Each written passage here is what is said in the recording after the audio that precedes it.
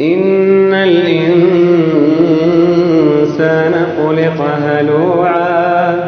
إذا مسه الشر جزوعا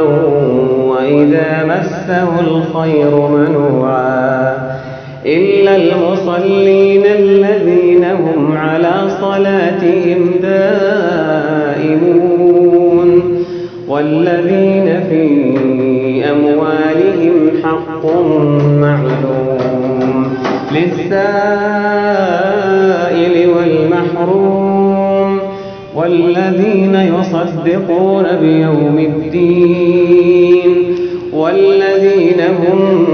من عذاب ربهم مشفقون إن عذاب ربهم غير مأمون والذين هم لفروجهم حافظون إلا على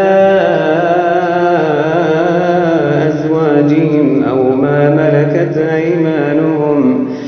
ما ملكت أيمانهم فإنهم غير ملومين فمن ابتغى وراء ذلك فأولئك هم العادون والذين هم لأماناتهم وعهدهم راعون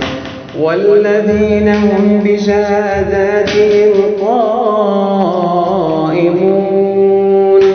والذين هم على صلاتهم يحافظون